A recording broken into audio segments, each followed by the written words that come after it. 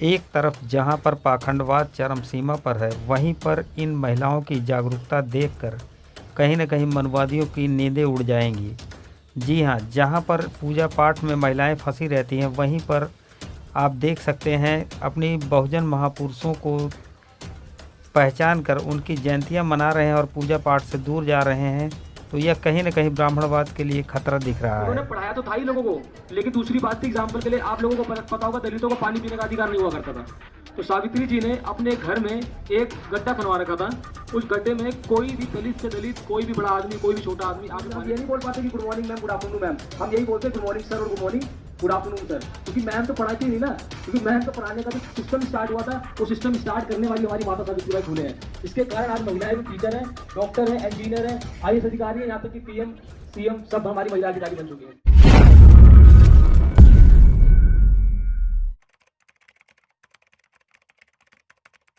सबसे पहली जो हमारी अध्यापिका थी, जो कि टीचर थी, जो दूसरों को पढ़ाया करती थी। हम सभी जानते हैं कि जो माता सावित्रीबाई फुले हमेशा वो पढ़ाई के लिए जाना जाती है, टीचर के लिए जाना जाती है।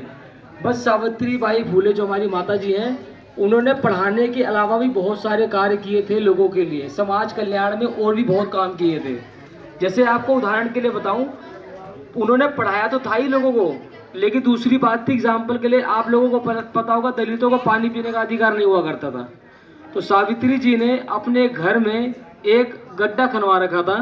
उस गड्ढे में कोई भी दलित से दलित, कोई भी बड़ा आदमी, कोई भी छोटा आदमी आके पानी पी सकता था। तो उनकी सोच इस लेवल की थी, वो अपने स्टार्टिंग से सोचती थी कि हर एक इंसान समान लेवल का है। तो उनकी सोच ऐसी थी। और आपको पता है बीच में एक बीमारी फैली थी 18 में बहुत सारे लोग संक्रमित थे। जैसे अभी कोविड-19 हुआ था ना, उस टाइम पर भी एक बीमारी फैली थी, उसका नाम मुझे एग्जैक्ट याद नहीं आ रहा। उस रैग बीमारी थी। उस बीमारी में जो हमारी माता जी है, वो सबका समाज में हित में काम करते करते उनका देहांत हो गया था।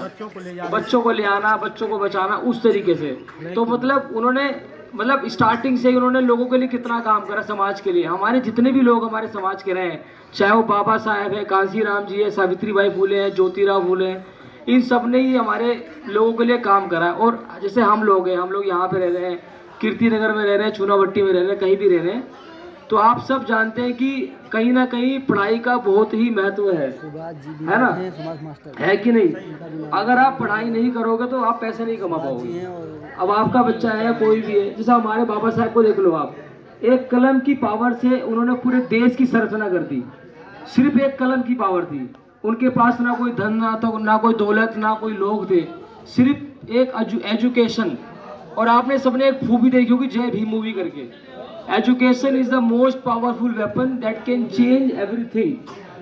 पढ़ाई एक ऐसा अस्त्र है, एक शस्त्र है, जो किसी भी चीज को जीता जा सकता है। कहते नहीं है, शिक्षा वो शेरनी का दूध है, जो पिएगा वो दहाड़ेगा, चाहे वो कोई भी हो।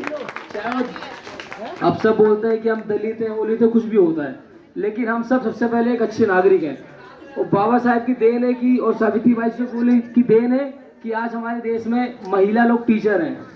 नहीं तो जो हम लोग बोलते नहीं स्कूल में जाके जितने बच्चे हैं, good morning ma'am, good afternoon ma'am, ये कभी होता ही नहीं। अगर सावित्रीबाई माता फुले नहीं होती तो आज स्कूल में हम ये नहीं बोल पाते कि good morning ma'am, good afternoon ma'am, हम यही बोलते गुड मॉर्निंग सर और good morning good afternoon sir. क्योंकि मैम तो पढ़ाती ही नहीं ना, क्योंकि मैम को पढ़ाने का जो सिस्टम स्टार्ट हुआ था, वो सिस्टम स्टार्ट करने वाली हमारी माता सावित्रीबाई फुले हैं, जिसके कारण आज महिलाएं भी टीचर हैं, डॉक्टर हैं, इंजीनियर हैं, IAS अधिकारी हैं, यहाँ तक कि PM, CM सब हमारी महिला अधिकारी बन चुकी हैं। तो कहीं ना कहीं हमारे देश में बहुत बड़ा योगदान इनका रहा है।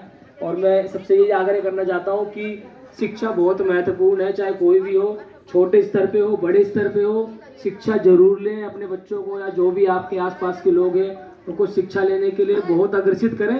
क्योंकि आप देखो, चलो टाइम है ना अभी, तो जैसे एग्जाम्पल के लिए आपको मैं एक सिंपल सा एग्जाम्पल बताता हूँ। एग्जाम्पल के लिए आपके घर में 2 बच्चे हैं। अब 2 बच्चों में से आप मान लो, आपने बोला कि मेरा बच्चा 12वीं क्लास कंप्लीट कर लिया। 12वीं क्लास कंप्लीट करने के बाद अपने बच्चों को आपने बोला कि बच्चा आप तू काम करना स्टार्ट कर दे, तू 10,000 रुपये पर मंथ कमा लेगा। नॉर्मली 10-12 हज़ार रुपये कमा लेगा। अब क्या होता है, हम 10-12 हज़ार रुपये की नौकरी करा देते हैं, वो बच्चा काम करना स्टार्ट कर देता है। वो धीरे धीरे 18 साल से 20 साल, 22 साल, 24 साल जाता है, उसकी सैलरी 10 से लेकर 18,000 होती है।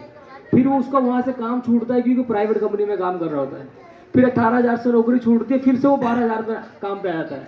क्यों? उसके पास शिक्षा नहीं है ना।